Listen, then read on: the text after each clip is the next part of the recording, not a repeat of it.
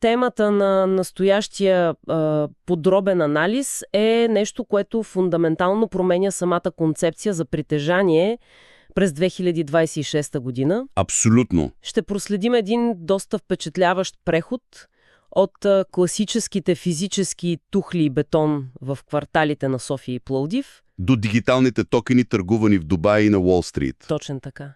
Пред нас имаме сериозен масив от източници. От една страна са актуалните анализи на пазара на недвижими имоти в България. Тук гледам данните на Велдикс и Имотека, заедно с статистиките на специализирания портал Реалистимо и изданието Строинфо.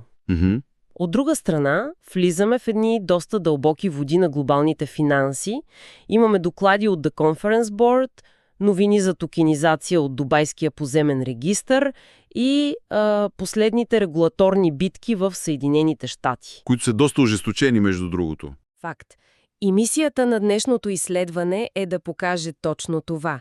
Как традиционните представи за собственост се сблъскват и реално се сливат с блокчейн технологиите. Това сливане променя абсолютно всичко, което знаем за ликвидността.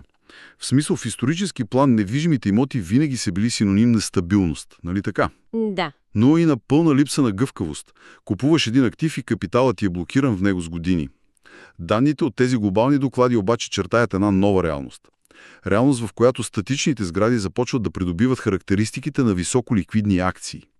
Добре, нека да разнищим това и да започнем от най-познатото, от локалната реалност.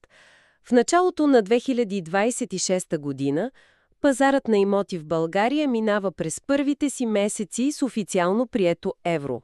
И помним какви апокалиптични прогнози се четоха преди това. О, да, аз бях изумена от заглавията, че цените ще се удвоят за една нощ или че пазарът ще срине напълно. Данните на анализаторите днес показват съвсем различна картина. Няма срив, няма и шоков скок. Но има нещо много по-интересно в самата психология на пазара в момента. Феноменът на изчакването. Точно. Което е класически сценарий за подобни макроекономически преходи.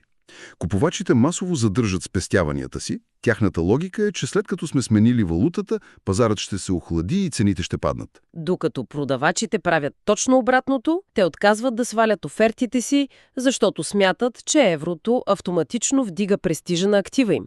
И съответно цените ще тръгнат нагоре. И така се получава едно временно плато.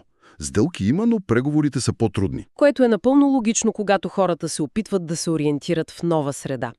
Но докладите правят един много хубав паралел с исторически опит на държави като Словения и Хърватия. Там е имало абсолютно същия модел на поведение. Първото тримесечие след приемането на еврото винаги е най-тихото.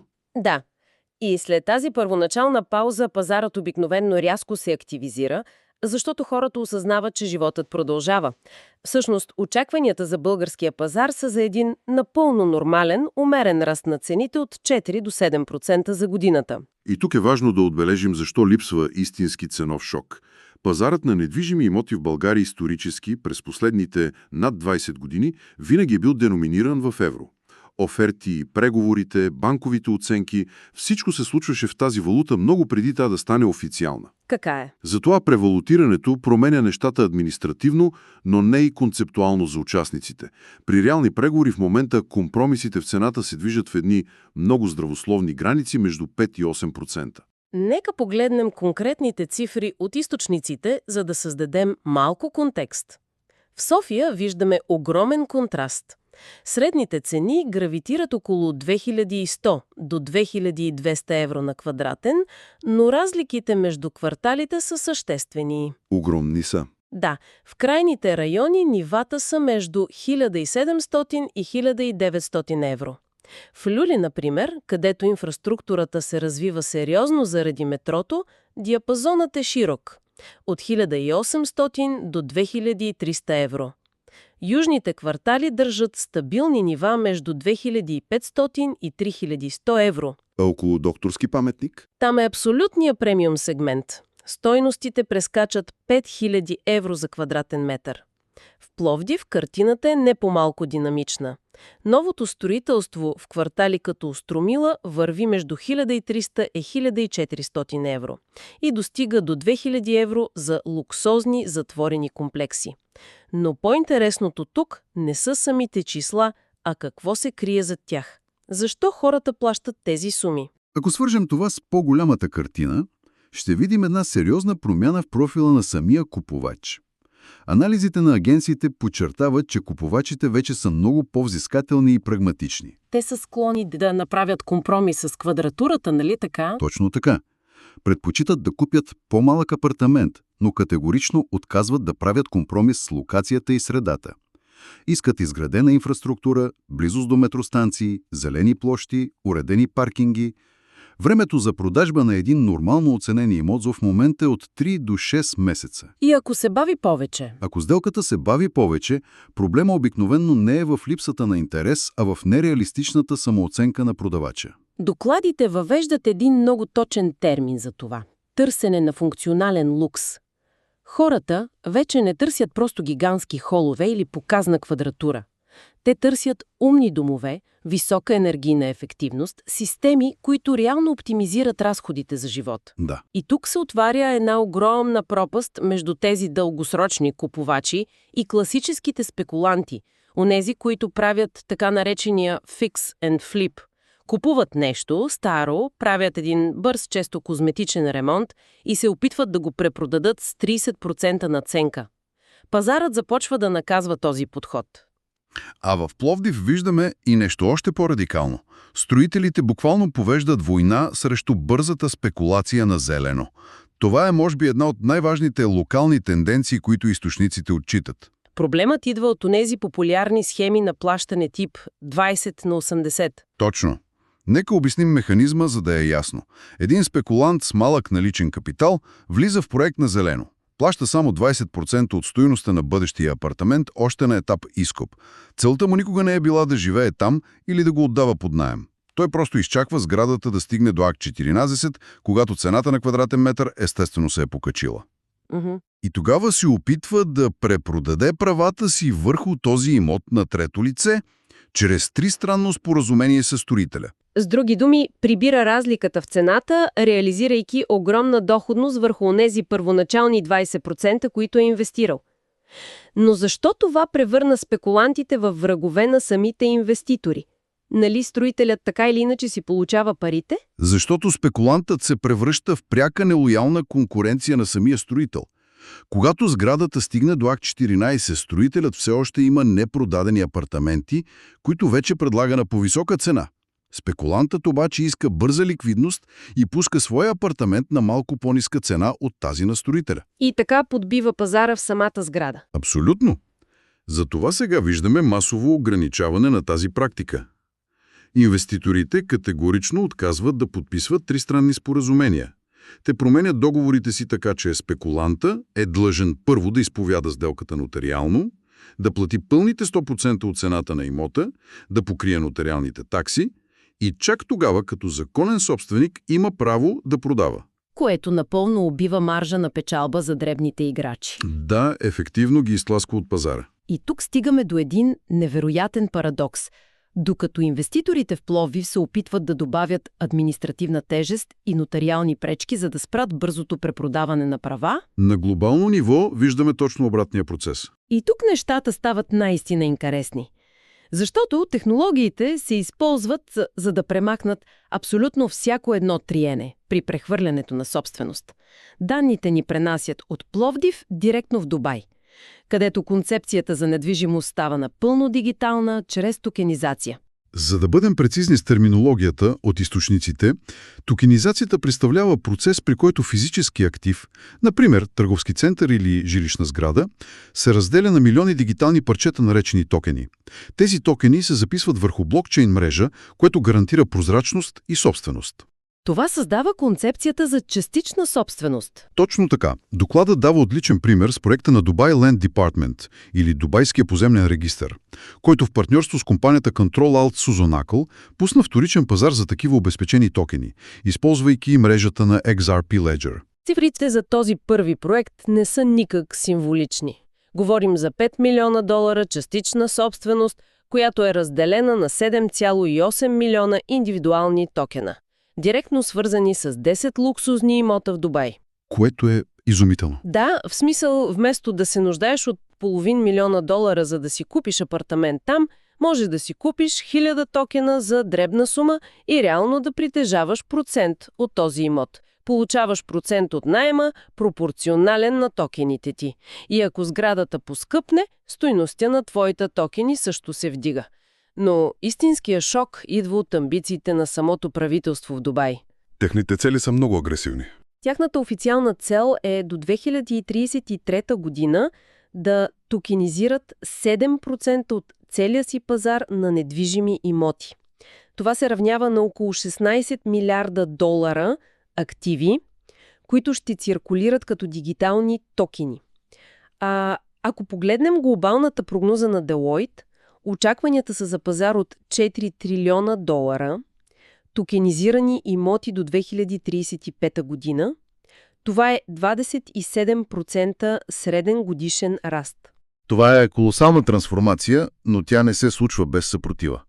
Нали разбираме, че когато говорим за трилиони долара, едрия институционален капитал има огромен интерес да влезе на този пазар. Проблемът е, че регулаторните органи действат като своеобразна спирачка. Като, например, случая с Бари Стърнлихт. Да, докладът цитира милиардера Бари Стернихт, който управлява активи за 115 милиарда долара. Неговото желание е да токенизира цялата си империя, за да отключи тази ликвидност. Но заявява съвсем директно, че регулациите в момента го блокират. И тук фокуса неизбежно пада върху Съединените щати, където се водят най-тежките регулаторни битки. Докладите от The Conference Board обръщат сериозно внимание на това какво точно правят американските регулатори. Тук ние запазваме пълна неутралност, просто предаваме фактите от източниците. Има едно конкретно правило на Комисията по ценните книги и борсите, или SEC, което беше променено през 2025 година. Замяната на SAB 121 с SAB 122. Звучи като тежък счетоводен жаргон, но всъщност засяга ядрото на проблема с попечителството на дигитални активи от банките. Старото правило SAB 121 изискваше от банките да отчитат криптоактивите на своите клиенти като пасиви в собствените си баланси. Това означаваше, че ако една банка съхранява дигитални активи за 1 милиард долара от името на клиенти, тя трябваше да задели пропорционален собствен капитал като буфер срещу този пасив. Което правеше услугата икономически неизгодна. Напълно неизгодна за традиционните финансови институции. Новото правило SAB 122 обаче премахва тази тежест и дава зелена светлина на големите банки да навлязат на пазара на дигитално попечителство. Нека го преведем на още по-достъпен език.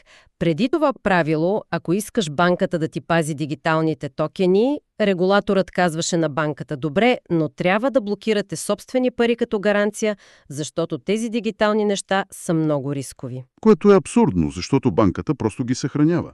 Да, с новото правило регулатора на практика казва: окей, можете да пазите тези токени точно толкова лесно, колкото пазите и златните бижута на клиентите си в сейфовете, без това да натоварва вашия собствен капитал. И това изведнъж отваря вратите за огромните пари на Уолстрит да влязат в играта. И тази регулаторна еволюция продължава на няколко фронта. Докладите обективно проследяват и очакваното приемане на Clarity Act. Това е ключово. Целта на този законодателен акт е да прехвърли юрисдикцията над по-голямата част от дигиталните активи към Комисията за търговия с стокови фючерси, или CFTC. Това би ограничило правомощията на SEC и би създало много по-ясни правила за търговия, третирайки активите по-скоро като дигитални стоки, отколкото като нерегистрирани ценни книжа. Паралелно с това, от март 2026 година влизат в сила новите изисквания на мрежата за борба с финансовите престъпления FinCEN. Те въвеждат строги протоколи срещу прането на пари при транзакции с недвижими имоти, обхващайки и платформите за токенизация.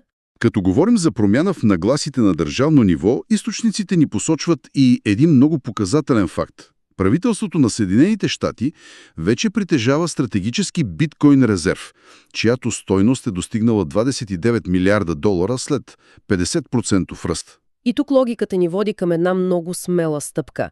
След като технологията позволява да вземеш един огромен небостъргач в Дубай, да го нарежеш на милиони дигитални парчета и да ги търгуваш свободно, а банките вече имат законовото право да съхраняват тези активи. Какво пречи същия този модел да се приложи върху класическите акции на компаниите? Защо да ни токенизираме самия Уолстрит? Онова, което е очарователно тук е, че това изобщо не е хипотеза. Това вече се случва. Анализите на Сентора и появата на платформи като Stake илюстрират как два фундаментално различни финансови свята започват да се пресичат. Да, традиционния пазар на акции и децентрализираните финанси. От едната страна имаме традиционния пазар, който е строго регулиран, но доста тромав по отношение на извличането на ликвидност.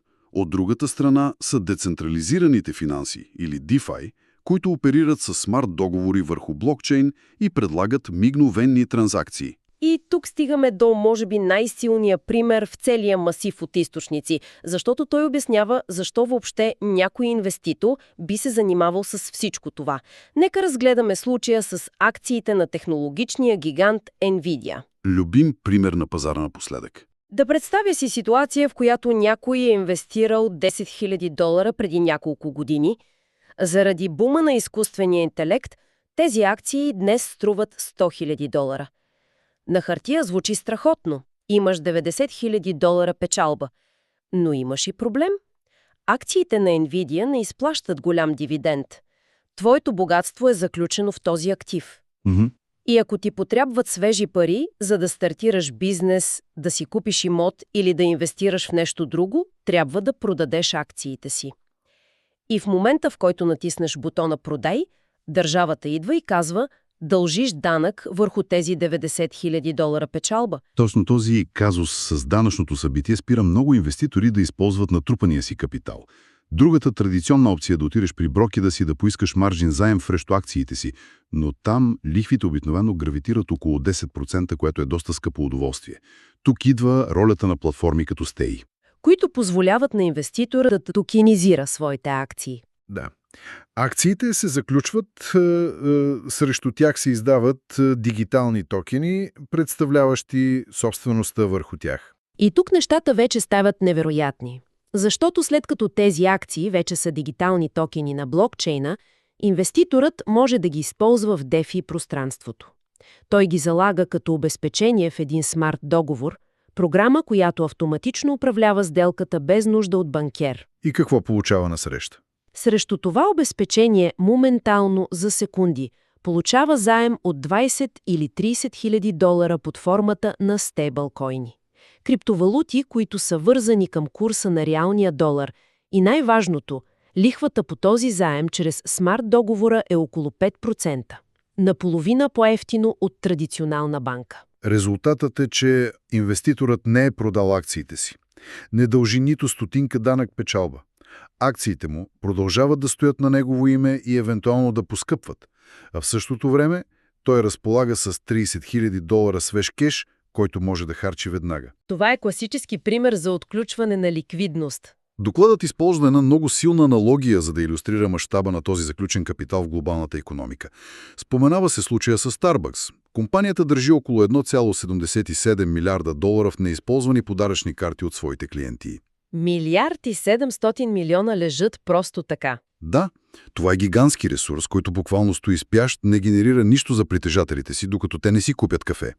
По същия начин трилиони долари стоят заключени в традиционни брокерски сметки под формата на акции или в нотариални актове под формата на недвижими имоти. Токенизацията е механизмът, който превръща този статичен капитал в динамичен ресурс. Звучи като перфектната финансова машина.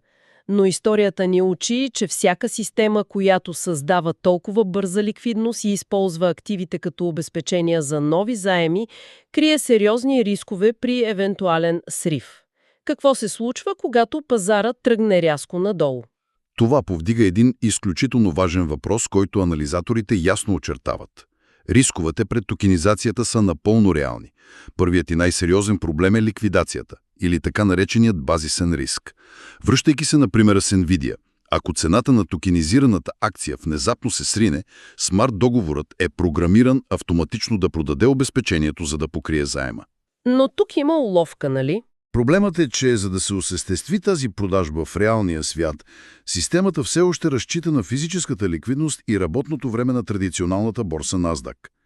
Ако сривът се случи през уикенда, когато борсата е затворена, смарт-договорът не може да ликвидира реалният актив мигновенно, което създава огромна дупка в системата. Добави към това и техническата фрагментация, която се споменава в източниците. В момента няма единен глобален блокчейн, на който всички да са съгласни да работят. Едни платформи използват мрежата на Ethereum, други предпочитат Solana, трети градят собствени Layer 2 решения. Ликвидността е разпръсната в различни дигитални острови, които все още трудно комуникират помежду си. Има го и корпоративния фактор. За да можеш законно да прехвърлиш собствеността на една акция върху блокчейна, без това да се третира като продажба от данъчните власти, ти трябва изричното позволение на самата компания-емитент. И на този етап много малко традиционни корпорации са готови да направят тази стъпка. Именно. И за да може цялата тази екосистема да функционира безопасно, ключова роля играят стейблкойните. Онзи дигитален кеш, който хората теглят като заем. В Съединените щати в момента тече сериозна дискусия около Genius Act. Този закон има за цел да регулира компаниите, които издават стейблкойни, поставяйки им изисквания за капиталови резерви, сходни с тези на традиционните банки. Това е критично важно, защото ако стейблкойна, в който си изтеглил заема си, се срине и загуби привързаността си към долара, цялата DeFi архитектура ще рухне. Да, от една страна този закон дава нужната правна сигурност на институциите да инвестират в технологията. От друга страна обаче виждаме как големите традиционни банки лобират за изключително рестриктивен контрол. Те се страхуват, че ако дигиталните долари станат твърде сигурни и лесни за употреба, хората просто ще изтеглят депозитите си от класическите банки и ще ги преместят в блокчейн платформите. Борба за влияние и капитали. И така, какво означава всичко това за хората? Ако трябва да синтезираме целият този информационен масив, ние направихме един доста дълъг преход. Започнахме от конкретните тухли в столичния квартал Люлин и битката с спекулянтите на зелено в Пловдив, преминахме през мащабните планове на Дубай да раздроби небостъркачите си на милиони дигитални парчета, И стигнахме до смарт-договорите на Уол Стрит, които превръщат акциите в моментална ликвидност. Основният извод, който изпъква от всички източници, е кристално ясен. През 2026 година границите между традиционното банкиране, консервативните пазари на недвижими имоти и иновативните блокчейн технологии се заличават напълно. Концепцията за собственост еволюира. Активите вече не са просто запис в нечий регистър или нотариален акт в папка. Те стават програмируеми. И стават хиперликвидни. Точно. Независимо дали става дума за управление на портфел от акции или събиране на средства за първо жилище, инфраструктурата на парите се променя из условия. Знаеш ли, аз си мисля, че тази хиперликвидност е нож с две острията. Данните ни показаха механизмите на тази промяна, но ако човек се опита да погледне отвъд сухите цифри и доклади, стига до един много по-дълбок въпрос. Какъв? Ние технически се движим към свят, в който абсолютно всеки физически актив, до който